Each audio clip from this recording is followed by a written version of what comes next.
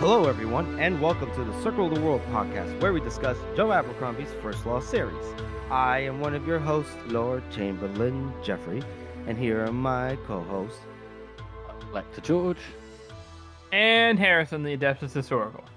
And we continue our coverage of Red Country, Joe's third standalone and the next First Law entry. And we cover the fair price, hell on the cheap, and plots. So let's get started. As usual, we got to thank you, the people, for your support.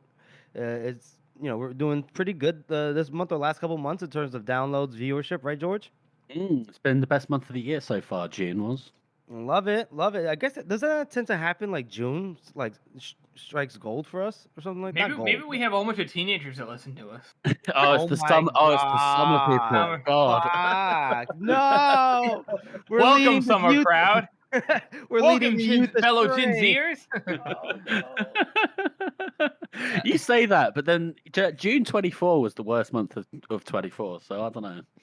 Could be one way or the other. June of last year was terrible. I did not know that. Maybe it's because people got out of school and they're like, "Fuck this podcast! I don't need this shit." They're like, "Oh my god, these guys." Ooh. But yeah, no, we want to thank you all for your continued support. Really, it means a lot. It's been fun to continue to do this with all the three of us, and it's been great. And we're gonna continue doing it until there's no reason for us to continue anymore. But we're not there yet. You're lying, Jeff. We're gonna keep going anyway. Yeah, we're gonna pivot. We're gonna do romantically. I was reading those fucking romance books. Yeah, the one with horses. Well, I do love horses. You know that. I do love not in that way. Not in that way, though. Yeah, wait, what? What are we talking about here? You're too young, Jeffrey. It's best for you to elaborate. It's the first time I've been told what happened was that after 50 Shades of Grey came out, it just went, oh, we're just going to get weird with this now. We're just we're going to do the same thing, but with horses. Oh my God. All right, I am moving on. I'm not staying on this topic. Let's move on to our first chapter read-through, which is The Fair Price. And this one is a pretty short one. It's the last chapter of this part before we start the next part. And following the pattern, it seems like it's the same as previously, where it's the perspective of Roe. And so they get to first, as they're climbing the hills, and they're climbing this mountain, they get through this town that's pretty nondescript, and it's empty. And this has to be the town, I think, right, that the fellowship that Dapswe and Shy and them ran into on the way to Kreese. They said that this place was a ghost town. I forget what was it called. Beacon. Mm-hmm. Makes sense. Okay, Beacon. So it's empty. There's no joke. It's empty. Black Point gets a little nervous. He goes, "Where did they all go? I don't like it." But Cantless says you're not meant to, which makes me think: is Beacon just set up just to be that way, or was it like Gregor Cantless and his people that did that? But before they hired Black Point, I guess I don't know. I think that he knows that the dragon people. This may not be his first time doing this, and he's had dealings with the dragon people before. I know we don't know who those are yet, but it's fine. And I think that he understands that this area is nothing stable here. Like, whoever sets up close to the dragon people are gonna get fucked over, and so he's just like, yeah, it's whatever. Like, yeah, the whole point is that you don't know what happened to this little area. That's the whole point. So. Yeah. So it's up in the hills. They leave Beacon. They continue climbing up into the hills, like I guess up into the mountains. I feel as if this is a mountain range, correct? George, you think? Where are they going up? Yeah, it's up in the mountains. Yeah, definitely. There's not a specific one peak that's famous or anything, but it's a hilly area, and the landscape starts to change where it becomes more rocky than anything, and the trees wither down to stunted pine, twisted twig, and then there's no trees, right? And the funny thing is the climate kind of inverts on itself, whereas before it starts getting warmer as you ascend, rather than the other way around, which would be concerning for anybody who's ever been outside for more than 10 minutes. Right, and it's starting to get real warm apparently, and then there's steam. you know, hissing and cracking from crevices in the ground, and there's pools of water, but but they see kind of like stinking gas. Not see it, they smell it, and they see the water bubbling. That's what I meant to say. Uh, Mm. multicolored oils, interesting. And Cantless even warned them, like, "Don't drink this because it's poison." I was like, okay. What a nice guy. Cantless is constantly shown to be such a children. No, you were gonna children lover. That doesn't work. Fuck you, George. I wasn't going to say that. And I You wanna said that. and I want to point out, right? I want to point out that at the beginning of this chapter, at first, Roe points out that it was cold as hell up there in the hills, right? Absolutely freezing. But not long after they got off the boat, there was a man there that said that Papa Ring needed everybody, and so they sent 7 men off, and that left 6 men uh, with the Cantless, With the kids, yeah. including Black Point. But B had been sent off, and she had been she was crying and asking Cantless, "Where are you gonna take the children?" And he just said, "Shut up." And it's like, "Oh no." So we don't know where they're going, right? But it's obviously they've traveled quite some distance, and I wonder about the time it's taken to travel, right? From, let's say, the area outside Square Deal to where they're at now. I wonder Yeah. about that. I don't know, Harrison or George, you might have a frame of reference.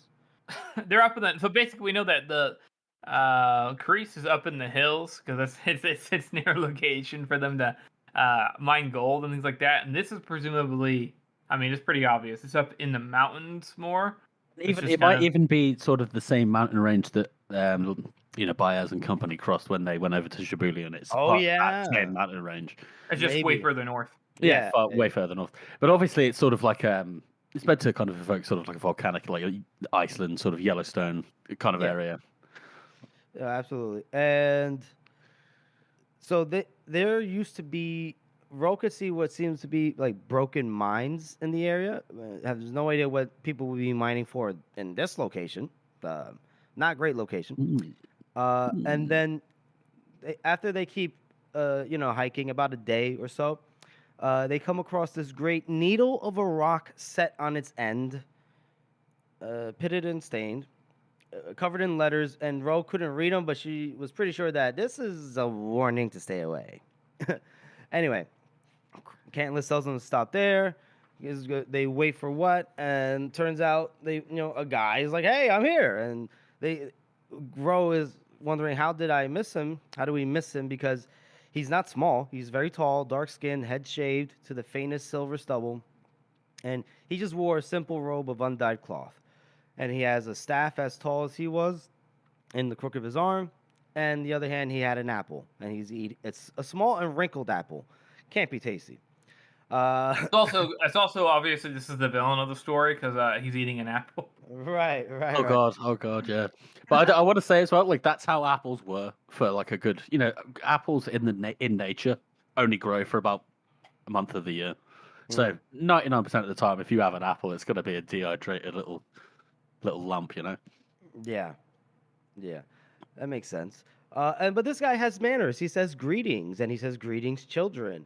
And the Cantless goes, "I want my money." And this guy is still smiling. He goes, "Of course, because you have a hole in you, and you believe gold will fill it." All right, we didn't ask for this pop psychology fucking assessment here. Well, who asked for this? Well, Cantless says because he has a debt, and if he doesn't pay it, he's a dead man. And again, he continues, "We are all dead men in due course. It's how we get there that counts." Okay. But then he says, "Oh, but I count but 20 kids." And then Black Point fucking chimes in. He goes, "Long journey, bound to be some wastage." And his hand rested on his sword. Yeah. Describing dead kids as wastage. I mean, that's probably as low as it gets, right? Yeah. And then this guy goes, "Well, nothing is bound to be.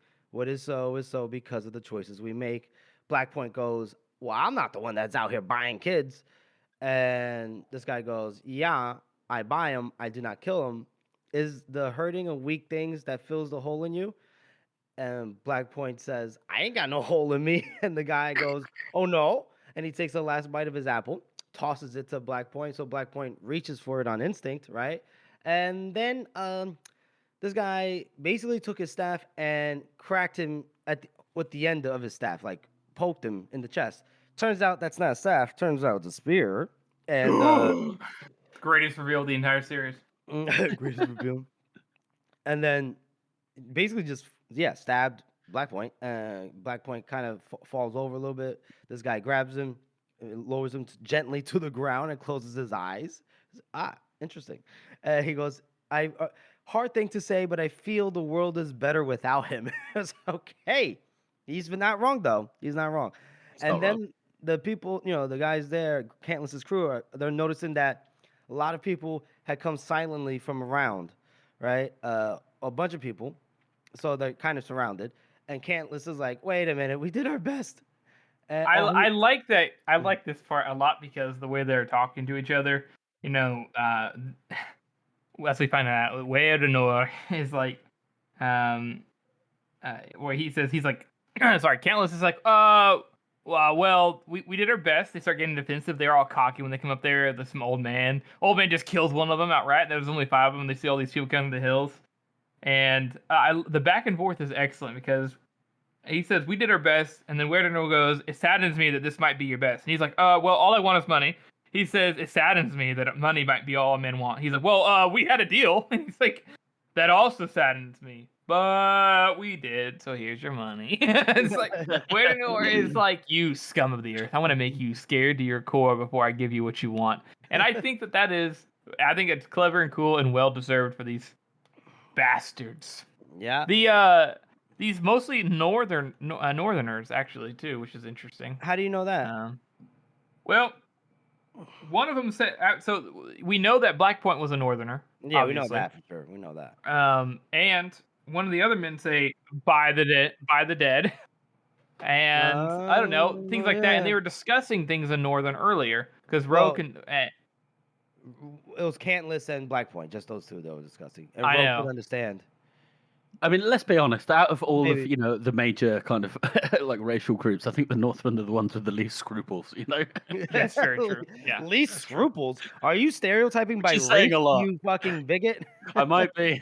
Oh shit! Not even race, just more like countrymen. The culture. The culture. Look at you being a terrible person. I'm kidding. So, Cantless grabs the box of money, as Harrison pointed out. He goes, all right, we're out of here. And then even one of the kids started crying after them because from Rose's perspective, she goes, because little children will come to love even the hateful if that's all they have. Which is sad. It's just a fucking heartbreaking line. Yeah. Yeah.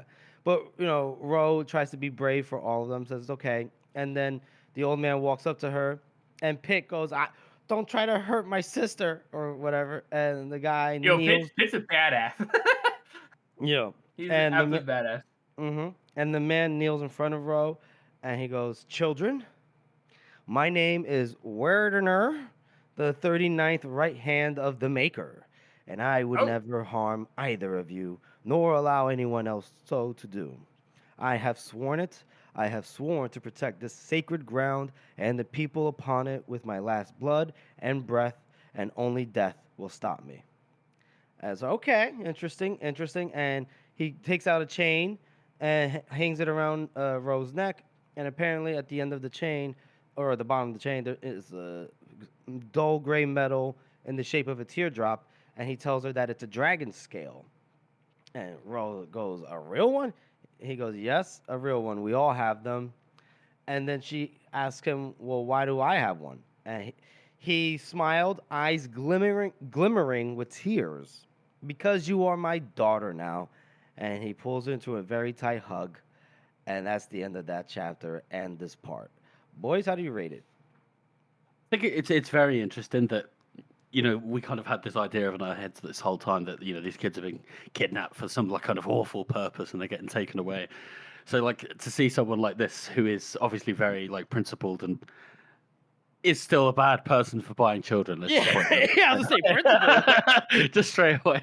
But at least has sort of some measure of dignity and understanding. It isn't just doing this for money. And the fact that he sits down there and goes, you're going to be part of my family now is still Yeah. still very cult-like, but it's very a different direction to what I was expecting it to go. Mm-hmm. And I think just for that, just because it's a bit of a twist there, right in the middle of the book, and we're not going to see these characters again for quite a long time. I think it's a very interesting way of doing it. So I'm going to give it a 5 and a knuckle. Hmm. Okay. Harrison. Yeah, I think I'm gonna give it. A 5. It's a little bit less, but I think you're right. I agree with you on all the points there, George. For me, like whenever I first read this, that last little scene where he kneels down and tells Ro that is so genuine. It's like it's like baffling, and I think that is done really really well. Wedenor as a character, we won't see him for a long time, but I'll just say like he is such a genuine human being inside of a world like the First Law. Like he's not necessarily good, but he's so principled and so well-meaning and so genuine. Like it's kind of it's like almost like relief for these children. You know, I guess you could take it as in terms of like an intimidation kind of thing. But like oh no, what is he gonna do if he feels sad about taking these children? But like he says, "You're my daughter, and I love you." You know, like that is like an immediate embrace. I think that's so sweet. And also, it's also interesting. There's a lot of little facts in here too. Like they're still thinking about Lamb right now. Like Rose, like she knew enough of Northern because Lamb had taught her, and you know they're still asking, is Shies coming after, or Pitt's still asking Rose, Shies coming after them, and so they still have that hope. Unlike some of the children, so some of the children have already been like, so sadly, probably in their own way, forgotten about their parents, you know, and whereas Ro and Pitt have not. And so I just think it's a good chapter, but it's also it's still fairly ambiguous. So 5 out of 9. Yeah, I know you guys are calling Weirder principled and genuine and everything. I think you guys are seeming to forget that again, bought kids on the black market. I mean, he probably ordered this as well, didn't he? It's not just like they were wandering through with some kids. Like there's an agreement there. That's true. Yeah, But I'm pretty sure he or I don't know if But I'm like again- creating a scene in my head or not, but I'm pretty sure that we even witnessed that. Like, yeah, he paid Gregor Cantless to go a little far, find kids, and bring them to him, and he Werner has to know that no family is going to give up their kids willingly. So therefore, implicitly or explicitly, he's also ordering for the murder of these families. So fuck him and fuck these people. Sorry. That's just all a part of Joe's magic, isn't it? Even Weirder, who's like actually objectively a terrible person, you still kind of feel for him, No, I don't. Because I know you don't. I have a proper moral compass here, folks. Listeners, why don't you email us and tell us what you think about Weirder? Yeah. You tell us what you think Yeah, of Weirder, and then I'll know which of you are perverts and which of you are on the side of justice. Jesus Christ. There are already two sides. There's only binary Oh, as thinking here, Wedenor folks. says, there are no sites. I'm gonna give this a 4. Short, I like it. It's good. It's like 3-4 pages, and basically we just get the culmination of the journey of Cantless, the crew with Cantless, and the kids to where they're supposed to be going. Now we know. Okay, up in the mountains, and from the dragon scales, and the weird nature that these people are giving off, we can assume that these are the dragon people, even though they haven't been called that directly just yet. So, and it's cool. He's the right hand of the Maker, the 39th, which isn't. Which is interesting immediately. That if this is obviously some kind of Maker cult. Yeah. Maybe Right. sort of like. Have you ever heard of the cargo cults? No. So there's this thing during World War II when you had all of these American bases on these islands where people hadn't really been exposed to technology. And all of a sudden, there's all these wonderful things like really nice food and clothes and stuff like that, and all the planes and shit that they'd never seen before, and it was never really explained to them properly. So when the American soldiers left, they went back 10 years later, and these people have carved walkie-talkies and shit out of wood, and they're just mimicking the actions of the American soldiers that they saw, thinking it's going to bring them all these things because they don't really understand the mechanisms. Oh. I gotta look this up. This is pretty cool. It's a really, really interesting thing. Okay.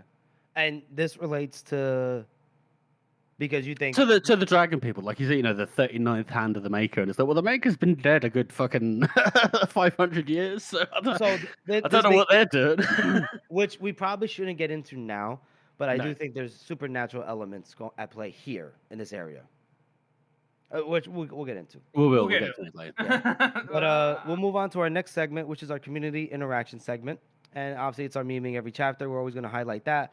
Please, head on over to the House of the Meme Maker subreddit and sign up, folks. Absolutely. I've done a couple through somebody else. The Bloody Diner has always got a few on there. We've got Tam El Bor. We've got all of the greats. So join in. There's a Big lot hitters. towards the end of the book that are still free. So go and sign up for those. Yeah, just hit us with some, great memes, please, because we'll shout them out on the podcast. It'd be great. But yeah, so go ahead and sign up to that. Join the First Law subreddit if you haven't, and join our Discord if you want. Just shoot us an email, a message on our social media platforms, and we'll send you a link to join. That's been growing too, which is funny. I was like, oh, Yeah. it's more than 4 people. What's going on here? I was confused. But that's been cool. So, but all right. So we'll move on to our next chapter, and we'll start. This is the part 3. Crease. George, I know you like to do these quotes, so this is going to be the quote at the start of this part. Go ahead, George. Town with less than 1,000 permanent residents was filled with so much vileness that the very atmosphere appeared impregnated within the odor of abomination. Murder ran riot, drunkenness was the rule, gambling a universal pastime, and fighting a recreation. And that's J.W. Buell, who was an American journalist who wrote a lot about the West and sort of like the mythology around that era, which is very interesting. Yeah, and do you know anything about this specific quote, where it came from in his writings? I have no idea, Jeff. Okay. No, I thought because I know you like the quote, so I imagine. I like to think it's about Deadwood, Jeff. That's what I think too. That's what I think. You know me. I mean, there's you could point to 1,000 different towns that Right. might be like this. Dodge City, fucking. What's the other couple ones? Tombstone. Tombstone, yeah. That's a real place. Yeah, no, I know. I think so, yeah. The OK Corral. Wow. You know, it was quite funny today when I was listening to the chapters. I was like, man, this is really like verbose for Joe Abercrombie. I can imagine him saying something like this. And then the quote came up at the end. I was like, oh. There it is. Yeah. Well, so we start off the chapter properly, Hell on the Cheap. And this is basically highlighting the arrival of the Fellowship into Crease. And this is Crease at night. Picture Hell on the Cheap, then add more whores. I love whores. We call them ladies of the night here on the Circle of the World podcast. You already fucked up, Jeffrey. I will never let you live it down. I was reading it word for word. Sorry. But apparently this is the greatest settlement of the new frontier, that prospector's paradise, the Fellowship's long-anticipated destination, was wedged into a twisting valley, steep sides dotted with the wasted stumps of felled pines. It was a place of wild abandon, wild hope, wild despair, everything at extremes and nothing in moderation. Dreams trodden into the muck, and new ones sucked from bottles to be vomited up and trodden down in turn. A place where the strange was commonplace and the ordinary bizarre. And death might be along tomorrow, so you'd best have all your fun today. Man, it reminds me of Liverpool. It reminds me of a lot of places, right? That's awesome. That's great. Liverpool. So basically, according to Corlin and Savian, Crease got a lot bigger from the last time they were there. It's like about rapid expansion, it seems. And I mean, we could basically, this is kind of like this first, and this initial like preamble is all about just like describing what Crease looks like to us, right? And we can imagine basically, if you ever seen the show Deadwood, right, or if you've seen a lot of like westerns, you'll notice that a lot of towns have one main street, what they call like the thoroughfare, right? Yeah. Crease has basically the same, but they have like a stream that bifurcates the town, right? So. And that's why it's called Crease, because it's on the middle of a valley. Yeah, the crease of a valley, right. That is a big word, Jeffrey. I'm impressed. Bifurcate. Yeah, bifurcate. That's Like a good George word. word Well up done, there. Jeff. Sir, I have a verbose vocabulary. I'm just an asshole. Oh, another one. Holy shit. How do you spell verbose, Jeffrey? Verbose. Damn. Holy shit. Do you think I'm God, I stupid? hate being homeschooled. Do No, I I'm just present? homeschooled. I'm amazed at Oh. proper education. That's all. I was about to say, what the fuck? Just because I have a Jersey accent. God damn. Anyway, but yeah, so the town is put together by, ramshackle shacks and all that kind of stuff. But Shy does note, it seems like that there are these ancient columns, right? These ruins. And this is obviously the last vestiges of the old empire. Or, I mean, yeah, because that makes sense, because it was the old empire that was around when Juvens, Canadius, and Badesh, they were, and Glustrad, when he was being a little naughty boy, right? Yeah. Okay. Yeah. So, Shy wonders what this place used to be, and I like how Lamb goes cleaner at a guess. Oh, It's funny. It's funny because he's seen Ulka, so he knows that it would be cleaner. Yeah. Yes. Yes. It is so funny how like he looks at all, like when we take it from Logan's perspective, like whenever people mention Baez as a joke, or whenever they mention like all the different things in the Union, like Logan has seen so much. He's already been in this part of the world. He already has seen all the greatest ruins ever, and he's just always like so like it's like slightly irritating. He never is like hype about it. He's just like, yep, I saw those ruins that one time. He's such a fucking old man. I'm like, you have no other reaction other than that? Come on, bro. Oh yeah, very true. I mean, and we're seeing, and right now because it's nighttime, and generally in these time in like the settlements, right? These frontier settlements, nighttime is party time all the time. So, and you see some wild things. Alcohol, narcotics obviously play a big part here. In the middle of the street, the thoroughfare, people are just taking shits anywhere, fucking sleeping in the middle of the road. One lady of the night is like, "How do you like these babies?" and hangs her tits out over a balcony. And then one guy in the ground on the thoroughfare just starts immediately jerking. It's like, "Whoa, what's going on here?" Jesus Christ. And Chai does remark. She goes, "I've been to some low down places, and I done some low down shit when I got there, but I never saw the likes of this." Lana goes, "Likewise." And it's just, there's a lot of menace in the air as well, right? You already know too, though, that whenever that whore was like, "Hey, look at me," Logan was like, "She wasn't the best looking, but it had been a long time." Oh man. Yeah, and so you just imagine, readers, if you've seen a western in any shape or form, you've probably seen the scene, and just imagine it turned up to like 15 or something like that on a range from 1 to 10. So I like the fact though that even though this is sort of like the boomtown sort of aesthetic, I like the fact that it's all built over the ruins in a way that it wouldn't have been in the actual Old West, Yeah, there's like still- the there's still ruins the are a nice fantasy touch. element to it. Yeah, yeah, yeah. no, for sure.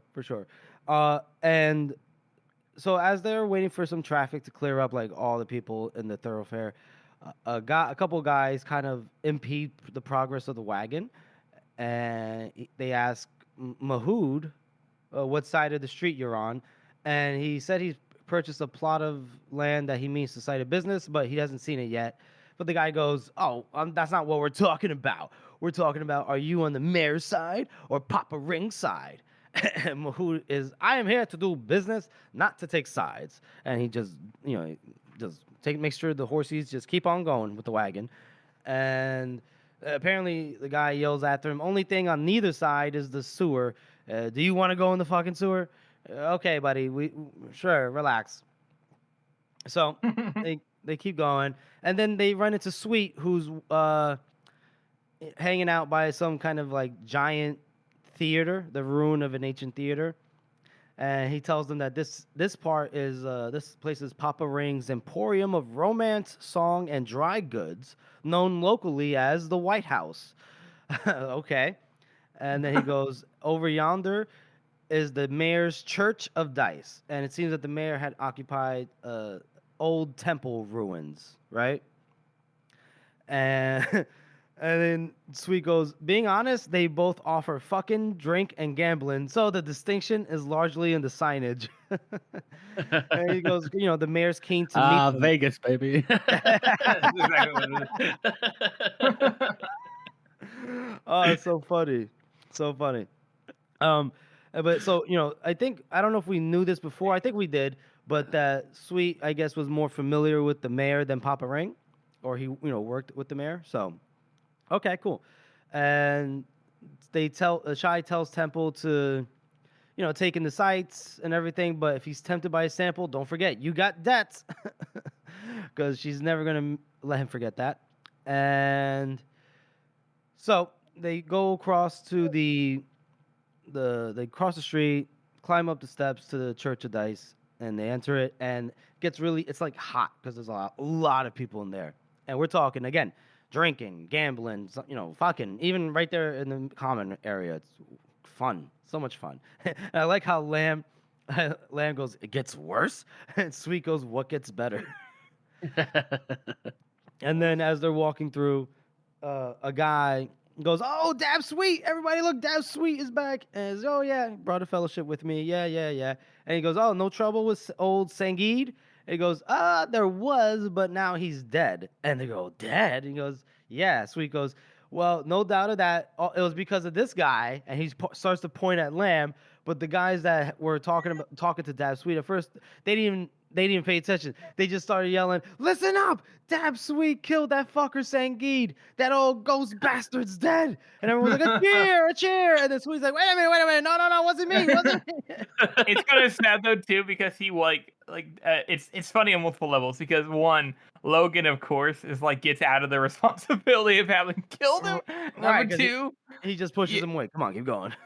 Yeah, and then he also Dab Sweet didn't want that to happen, so now he's taking credit for a friend that he killed, basically. Yeah, and the thing is, like, you can imagine this is exactly how this kind of stuff takes a life of his own. He probably comes, is like, oh yeah, I did this, what's up? And then it just takes a life, right? It just... Yeah, oh yeah, definitely. It's hilarious. So funny. So they go up the stairs that are guarded. Sweet says these people are here to see the mayor. Great. So they kind of like usher them up the stairs, and then they knock on a pair of doors that are pretty heavy set, and a woman answers, and she goes, welcome to Crease. And this is an attractive woman here, folks. She wore a black dress, long sleeved and buttoned all the way to her throat, late in her 40s was Shy's guess. Hair streaked with gray. Now, she must have been quite the beauty in her day, though, and her day wasn't entirely past either. She took Shy's hand in one and clasped it with the other and said, you must be Shy, and you must be Lamb. Did the same thing with Lamb's hand. And Lamb thanked her in a creaky voice and took his hat off as an afterthought. It's just like, oh, shucks, ma'am. Oh. And then she smiled like she'd never been treated to so gallant a gesture. Ooh.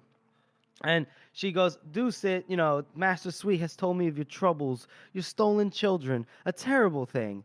And she had such pain in her face, you would have thought it was her babies that had vanished. Shy is not sure what to do with that much sympathy. It's weird. Who could be this? Who could be this?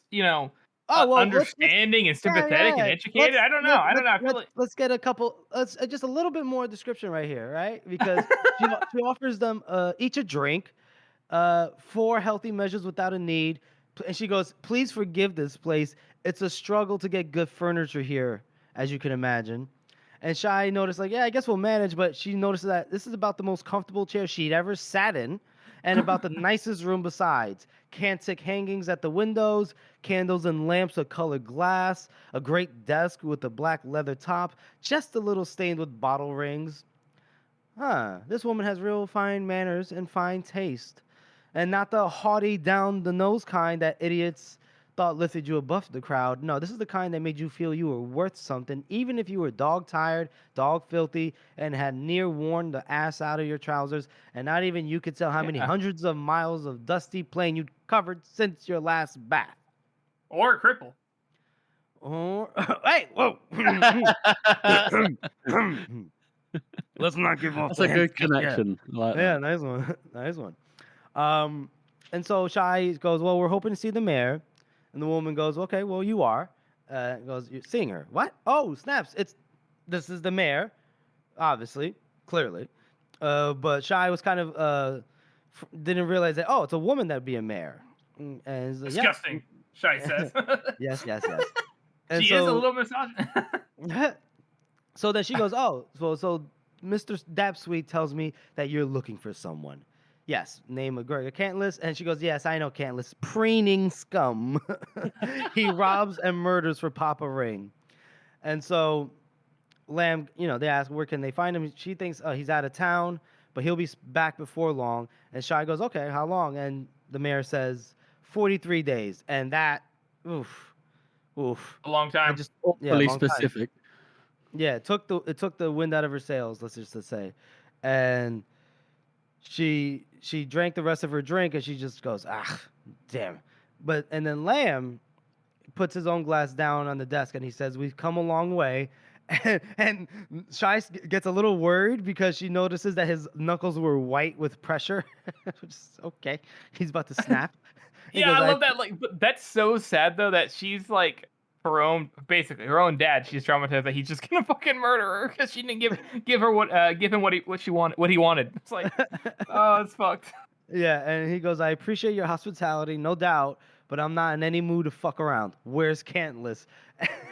And then the mayor goes, I'm rarely in the mood to fuck around either. Ooh. Cantless Oh. will be back in 43 days. And so they go, well, how do you know for sure? And she goes, because that's where things are coming to when things are coming to a head here in Crease. Apparently, so she offers him another round of drinks, and she goes to start off by saying that 8 years they've been here, Papa Ring and the mayor, staring across the street at each other, and there was nothing on the map out here but a crease when we arrived. So that's basically the story. They outlasted the plague. While the town grew up around them, so they outlasted the plague, 4 raids by the ghosts, 2 more by bandits, the plague again, and after the big fire came through, we rebuilt bigger and better and were ready when they found the gold and the people started coming. So 8 years, staring across the street at each other and snapping at each other, and in the end, all but at war. So I do want to point out this is where it really reminds me of Deadwood, because Deadwood went through this kind of fucking. There was a big fire, there were raids, there was the plague there. Smallpox. So I was like, oh, okay. And sometimes the best things in a story is to take a little bit of, history, actual factual history. Oh yeah.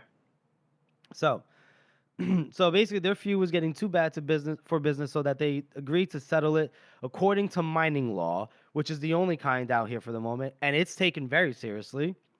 And so basically they treated the town as a plot with 2 rival claims, winner takes all, and it's a fight. Not her choice, but Papa Ring maneuvered her into it.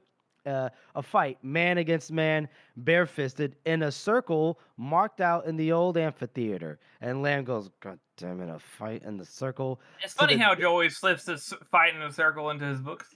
Yeah, to the death, I dare say. And then she goes, oh, I understand more often than not, that's where these things end up. And then she goes, Master Sweet tells me you may have some experience in that area. And Lamb kind of looks at Sweet, looks at Shai, and looks back at the mayor and goes, some. And now, in Shai's perspective, she goes, there was a time not that long ago, Shai would have laughed her ass off at the notion of Lamb in a fight to the death. Nothing could have been less funny now. and then Sweet is chuckling here, and he goes, we could drop the pretense, right? And Shai goes, what pretense? And he goes, Lamb. That's what. You know what I call a wolf wearing a sheep mask? And Lamb looks at him and goes, I have a feeling you just can't keep it to yourself. And he goes, a wolf.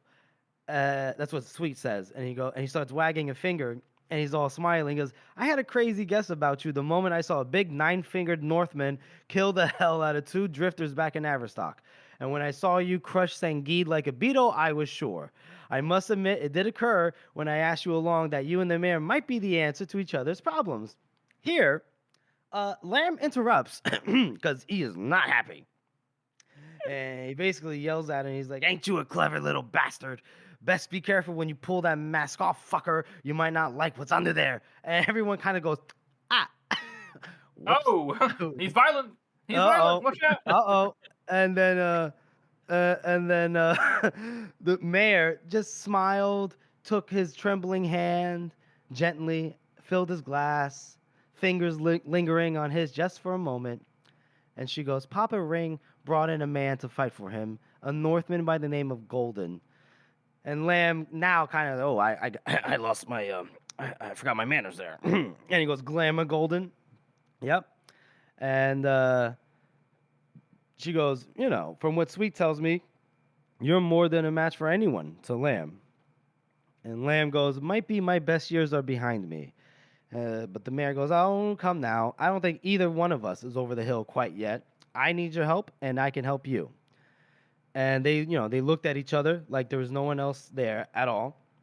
And Shy's starting to get like a worried feeling, like somehow she's being left out of a deal, right? Because there's no prices being mentioned. And she goes, "Well, wait a minute. What's to stop us from finding the children some other how?" And the mayor says, "No, nothing. But if you want Cantless, Papa Ring will put himself in your way, and I'm the only one who could get him out of that." Dab agrees. He says that I would say that's true, And the mayor says, "You don't need to decide now. I'll arrange a room for you over at this hostelry, closest thing to neutral ground. If you can find your children without my help, my blessing. If not, I'll be here." And Shy goes, "Until Papa Ring kicks you out of town." And Shy noticed that her eyes, for a moment, had anger, hot and sharp. But then she shrugs and says, "Well, I'm still hoping to stay." And she pours another round of drinks. And that's the end of that chapter. Boys, how do you rate it? We're like in a new. You can feel the change. We're not on the road anymore. We only know that he's Logan, right? But like Logan is a lot more like hand on the trigger. We got this new character who seems very familiar, but we haven't figured quite that out yet. And it's just new elements. It's like we're setting up again. There's a second part of the plot happening. I would say I'm gonna give it a 4 out of 9 for that, mostly for that reason. I love how Logan reacts. He's so resistant to that part of his life, because he's probably going through the same mindset he did before, which is like, I'm not like that anymore. Mm-hmm. But he also knows he is. So I love that, but mostly that's it. Everything else is kind of set up. So Okay. Did you give it a score? 4, 4 to 9. All right, yeah. I reckon I'm just gonna go on high. I'm gonna go with 5. I like the whole rambunctious crease. It's all chaotic and nuts. It's sort of like Sapani on steroids. It's funny. It's crease. It has a crease. Yeah. I love the sort of Dab Sweet's like conniving. We've already seen that he sets up, the fellowship to get assaulted on the plains with Sangina. When that doesn't go well, he's like, "Well, I still have a backup plan. I'm gonna bring this freaking crazy Northman, who I'm pretty sure is that famous guy that I've heard about once." But remember, he never meant for anyone to die with the deal with the ghost. Oh, that does make it better. That does it. Totally makes it better. Yeah. They're supposed to just get robbed. That's it. Yeah. All right. Because it happens every time, right? That makes it okay. Intentions matter. Intentions matter. They do, but then also actions. I'm gonna give it. I'm gonna give it close. I'm debating between a 5 and a knuckle or a 6. It's it's longer. It's a good introduction to Crease, right? And like the chaos that comes with it, especially with the frontier settlement, especially one that's gonna be the focal point of I don't want to say mass migration, but I guess and a migration of people seeking better prospects, and prospects that are it's almost an illusion, because how much gold can be out there really that anybody can just go there and be rich. Mhm. But or even if you did, then making it back again, right, because that's the only way you're ever going to see the value of it. Right. So I think I'm gonna go 6. I really enjoyed it. I like the introduction to the mayor, or reintroduction if you're I like the dynamic between Lamb, Sweet, and the mayor, and Shy just kind of being like, "What the fuck is going on?" Right? Because all three of them are in on it as to like who Lamb is, what they're talking about. Yeah, so I'll give it a 6. I'll give it a 6. Boys, that means we're gonna move on to our next segment, which is our best meme of the week. Georgie boy, that's you. Take it away. Well, I think for the first time ever for the meme of the week, it's not actually a first lord meme. Ooh. That's Because confusing. yeah, I know. Recently, somebody, I think it was Trey, who we've had on the show before, who is one of the admins on House of the Meme Maker, added a bunch of new tags, so you can now upload the Devils and Shattered Sea memes under their own tags as well. So there's been a bit of an explosion of those. So Jeff isn't going to get this because Jeff hasn't read the Devils yet. You traitor! What? Traitor. But it's just that scene of Grandpa Simpson sitting around telling the kids stories like, yes, we used to wear an onion on our belts back in the days, and that was the style at the time. That's so dumb. It's just the Baron Rickard during a battle. Yeah, that's absolutely yeah.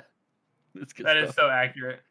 I can't go in anymore because we're not going to spoil anything about the Devils on here until we do an episode on it at some point. That's true. Probably after Red Country, I imagine. I'm sure Jeffrey will be done by then, right? Jeffrey? Probably. Probably. And that's Sockrat090666 on Reddit there. So thank you for that one. Sockrat090. Okay. 090666. Got it. Sorry. Well, How dare thank you? Sorry, I'm sorry. Jesus, there's a lot of 9s and 6s, and they're technically the same thing if you turn them upside down. So How dare you? Thank you for that. Sorry, thank you for that. And yes, please keep making some memes.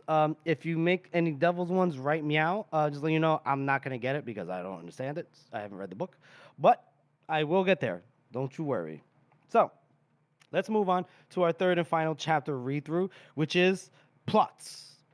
This is a relatively straightforward chapter. Mahood and Temple are standing at the plot of land that Mahood has bought. And it's a great location, but the problem is with the plot of land, it tends to invite...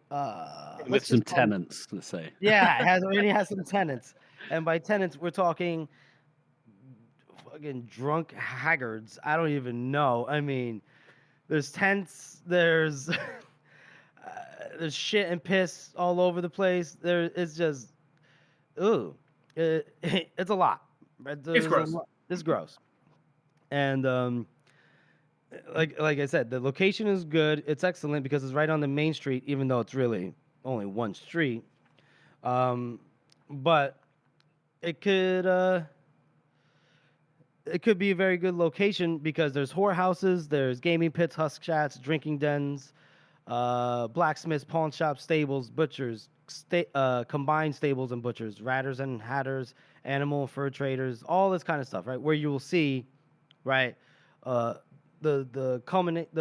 growing pains, right, of a growing settlement, and it's going to be the major hub of the West. And Mahood, he says that he has a sign, and it's the sign is a long ass sign. It says Mahood and Kernsbick Metalwork, hinges, nails, tools, wagon fixings, high quality smithing of all varieties.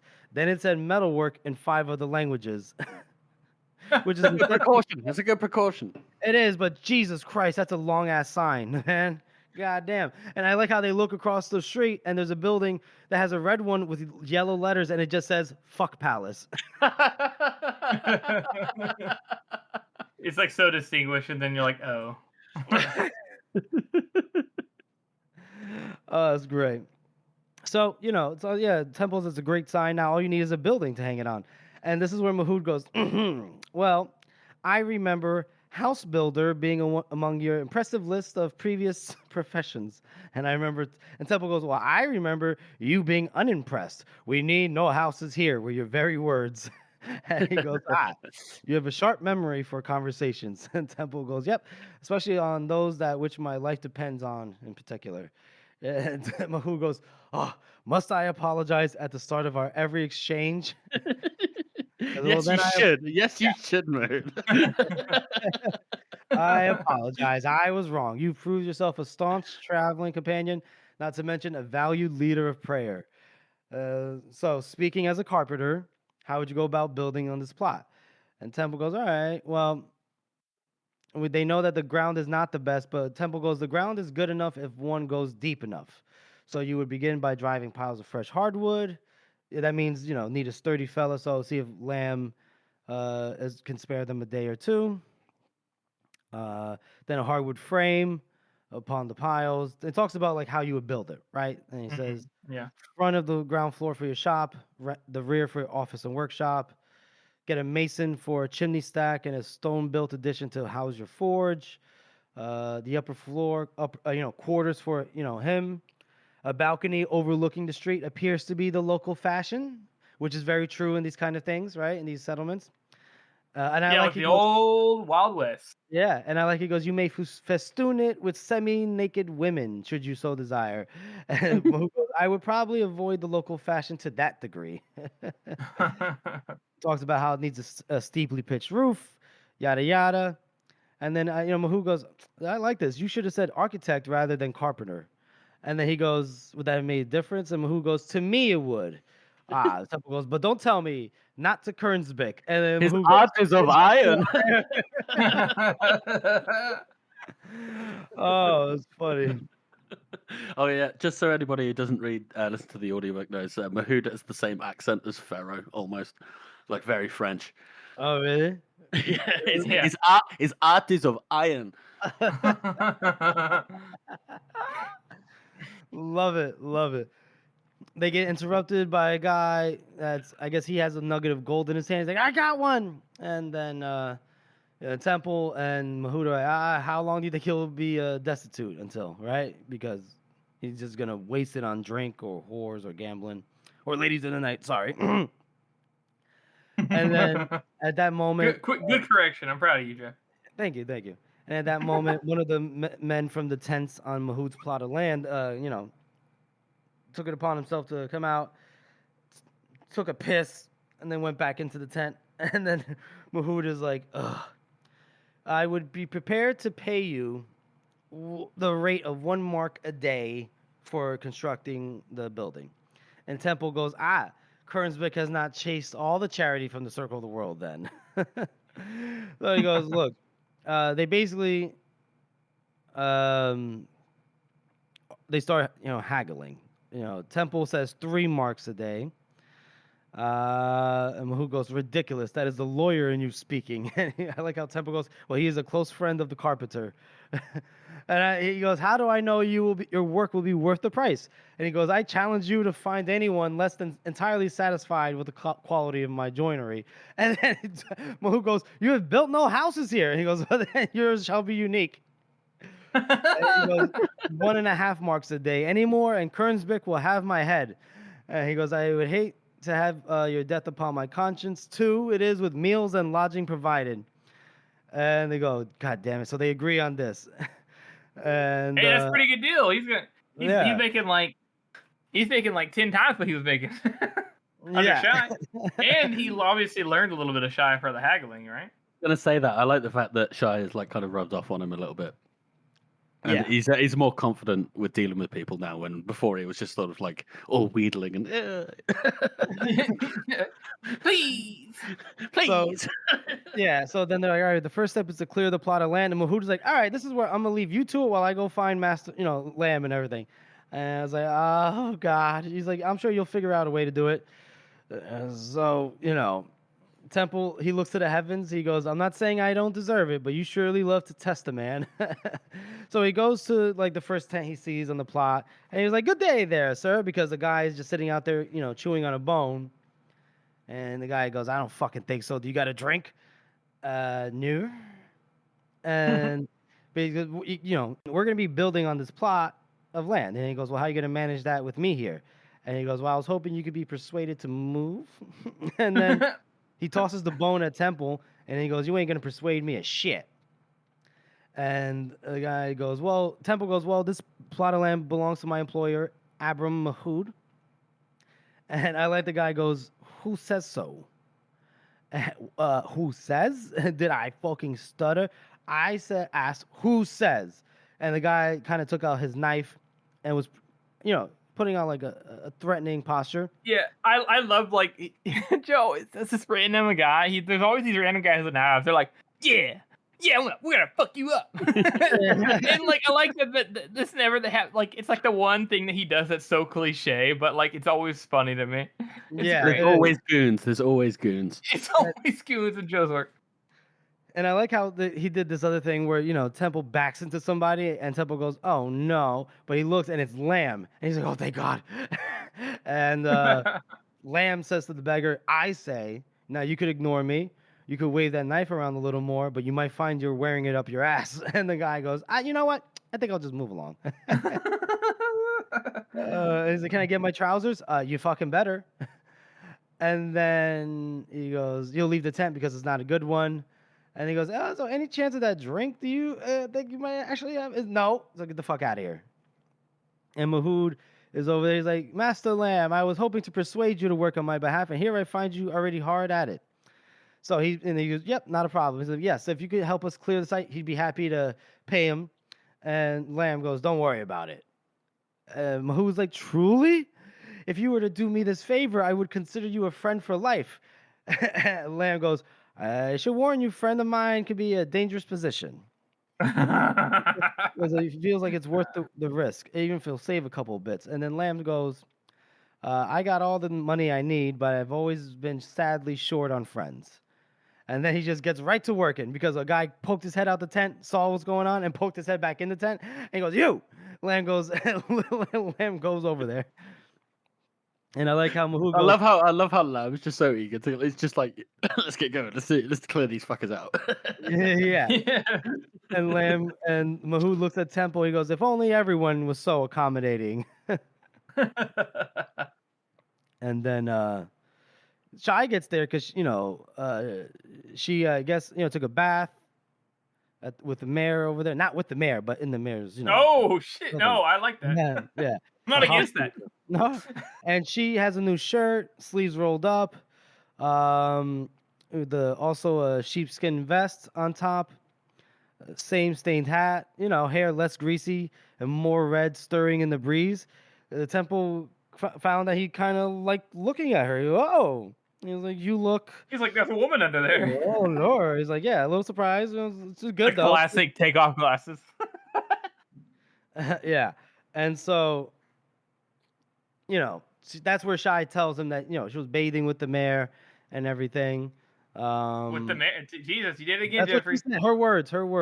And then she winks. She goes, moving up in the world. And then she goes, that maybe he can, try to get a bath. And she goes, chances are she might have you killed, but we'll see what happens. Anyway, so now he's a carpenter and architect. They're bantering here. They're almost flirting. Your professions slip on and off easy as a whore's drawers, don't they? And he goes, well, a man must follow opportunities. And so he's contracted to build here, blah blah blah. And then so they're talking about is the mayor gonna help Shy find her brother and sister? And she says maybe, but she's got a price. So, and I like how, there's nothing's free in life. And she asks him, well, how's carpenter's pay? And Temple wins. He goes, barely enough to scrape by on, sadly. But then Mahood interjects. He goes, 2 marks a day plus benefits. I've known bandits kinder to their victims. Which is just hilarious to me. And then she goes, ooh, 2 marks from that guy. Well done. Well, I'll take a mark towards the debt. A mark a day. And Temple goes, mark, very reasonable. And the dab sweet and crying Rocket get here, and he goes, oh, I thought the fellowship dissolved. He goes, Buckhorn's out of town with his grass and his water. Lestex dressing up the theater for his grand debut, and most of the rest have split up to dig gold. But here are the four of you still inseparable. It warms his heart that he forged such camaraderie out in the wilderness. Yeah, And they- sure. And then I like how Mahout goes, if it's not the new Emperor of the Plains, the Conqueror, Great Sangi, dab Sweet. And Sweet looks at Lamb a little nervously. He goes, I made no effort to spread that goddamn rumor. And Mahout goes, I already heard about half a dozen versions. None close to my own remembrance. He goes, I was told you shot the ghost from a mile's distance and with a stiff side wind. Shai goes, I heard you impaled him on the horns of an enraged steer. And Temple goes, and in the version I heard, you killed him in a duel over the good name of a woman. And she goes, where the fuck did they get this rubbish? Everyone knows there's no woman of my acquaintance with a good name. I find that so funny as well, considering that, Sangeet's got this big reputation, but we saw him and he was just literally like an old man who'd had a stroke. Of course, anybody could have taken him in a duel. Yeah, exactly. That's very true. Yeah, but he must have been like a very accomplished warrior in his time, I guess. Absolutely, right? Yeah. And that's what happens when reputation, it follows you for a long time. They get to talking about how this is Mahout's plot of land. He's about to start up build a forge, and Sweet and Crying Rock are like, ugh, buildings, ugh, how can you breathe in that? And he goes, go ahead, Harrison. I was gonna say, I think it's funny. I like this though. I like how the people who live out in the wilderness and stuff their entire lives are like, ooh, settling down, having a home, disgusting. Logan has the same sentiment. You know what I mean? Whenever it comes to Adua, so. No, I hear. Yeah, and it's he says it. He goes, a man can't think of nothing when he's in one, but how to get back out of one. He's a wanderer, and that's a fact. Born to be under the sky. And then he's watching Lamb when he says this. A man has to be what he is, don't he? And then Shai goes, he can try to be otherwise, but then Sweet goes, but more often than not, it doesn't stick. All that trying day after day, it wears you right through. You just got to be what you got to be, kind of thing. And then, is Lamb what gonna a great take excuse. Well, I'm just saying that's what he's saying when he's watching Lamb. But he's also got to be a filthy traitor. Oh my God, George! I'm not gonna forgive him. Damn. So they're thinking about the mayor's office, and Temple goes, "Am I missing something here?" Because Sweet had asked, "Is Lamb gonna take up the mayor's offer?" And Shai goes, "If you're heading out of town, don't let us hold you up." And this, Sweet goes, "Wouldn't dream of it. We're signed up to guide a fellowship of prospectors into the hills. Always work for guides around Crease. Everyone here wants to be someone else." And Mahout goes, "Not I." And and Sweet goes, "Oh no. You lot are right where you belong," with a smile on his face, and he gets out of town with Crying Rock at his side. And that's the end of that chapter, boys. How do you rate it? I think that this is probably like Joe's peak, just like banter chapter. It's very. Where it's just characters just having a laugh and they're going back and forth. You see a lot of it in Best Served Cold when he started to do more of that, and not just important conversations, or in a monologue. Mm-hmm. And I feel like it's grown a lot more here because we've known all of these characters as they've come along on this journey, and they've all it feels like genuine bonding. So to see them all actually bonding really well, the banter between Mahout and Temple especially, it's just hilarious. Yeah, that's funny. Yeah, that's very true. And I really like this one. I'm actually going to give this one a 6. Oh, okay, good. Yeah, I mean the banter is great. Go ahead, Harrison. I think I'm gonna rate it the same. I think a 6 is appropriate. I mean, I think it's mostly it is banter, but I agree it's very well done. And we have this connection with these characters that we don't have with a lot of other characters. And like you said, we've gone on this journey with them, and everybody's fairly well meaning. I like this part of the story because everyone who's involved, they do have good intentions, and they're all fairly good people in comparison to most people in the series. So it's like just kind of genuine fun banter rather than being like slight jibes and jabs at each other. So 6 is I think appropriate.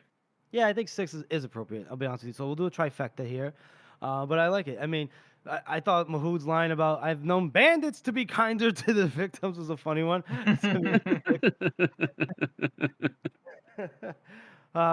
Yeah, I mean the just the interactions.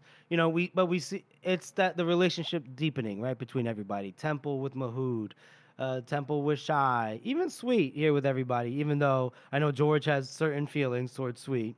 But it warms Sweet's heart to see these people, sticking together, right? Which is good. This is awesome, and we love that. And we like to see just some good old fashioned niceties, sometimes, which we don't get all the time. So it's nice. Yeah. How long this lasts remains to be seen. But but yeah, that's so all right. So now we'll move on to our final segment, which is our character spot. Boys, I mean, who else could we highlight, right? And spotlight except for Black Well, Point. Go kidding. Nah, fuck Black Point. Fuck that. It Sorry. doesn't even deserve to be talked about. Just No, nope. go to hell. Nope, nope, Here- nope. here Talk is about him the anymore. World Silence. Podcast. It's like talking about We do- Hitler. we- we They're do not the condone- equivalent. Nobody ever talks about Hitler.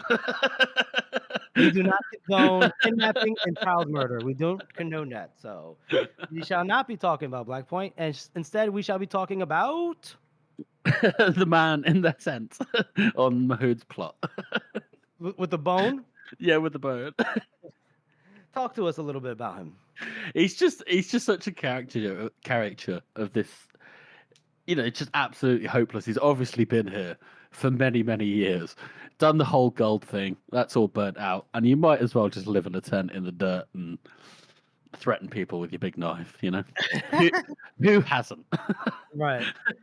And he doesn't have actually a big knife. It's actually smaller than he Oh, expected. it's a small knife. Yeah. Right, small knife, but it was enough for a Temple. Right. It's enough for Temple. Temple's like, oh jeez, Yeah. So, do we have any theories as to this man's past, his life, what his life has been like? I mean, clearly, I my pet theory that this is your sulfur just spying. Oh my you know. god, Yoru I Sulfur was- wouldn't be scared off so easily though. I was gonna say that, if they ever make a TV show about this, I'm sure we'd get some kind of for sure. We'd get a whole episode montage of silent but tragic music playing as he was a young boy, and then him getting decreased and his family, and then his family passes away, and he tries to make it by, but he doesn't make it. He finally makes his life on his own. He has kids and stuff, and but then they die too, and then he just slowly drinks himself into this, and he decides that he's actually happy. He's actually found peace in that tent. Hitman. No one even knows his name because, if he doesn't see himself as a person, why should anybody else? But all over non-verbal communication on with sad music playing in the background montage style. Like Rick and Morty or some shit, Yeah. Imagine the guy turns out to be that one guard from the first trilogy where he's like, eggs for breakfast. Eggs. It's eggs. Anything else about him that you? I think we're. I love his optimism. He's gonna come out and threaten all these people, and then Lamb comes along and he immediately folds. But then it's just like, how about that drink though? Yeah. Too true. Some people are just funny. I love the fact that he's like, take your tent with you, and he's sort of like, well, if it's all the same to you, I don't really want it. So, And, okay. That simple, yeah. just overall, just a really, really well written. He's sort of like a plot device, to get him off the thing. In very short order, anyway. But I think this is just a very well written side character. It's just so funny. Yeah. It is. He is. Well written for the brief moment we had you. Bone Man at the tent, we hardly knew ye. Yes. And Black Point, we knew ye a little bit, and we didn't like what we saw. Did not like you whatsoever. Mm-mm. Mm-mm. We knew you, and we regretted it.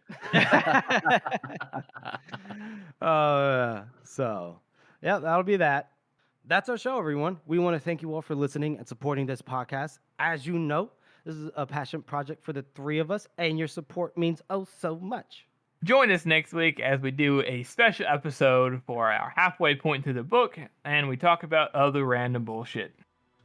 And make sure you follow us on all of our social media. We have a website, or email us at circleoftheworldpodcast@gmail.com. If you haven't already, please subscribe to our podcast on Apple Podcasts, Spotify, YouTube, or wherever you get your podcast from. And please make sure to rate and review us. Thank you all again for listening. Nothing comes for free.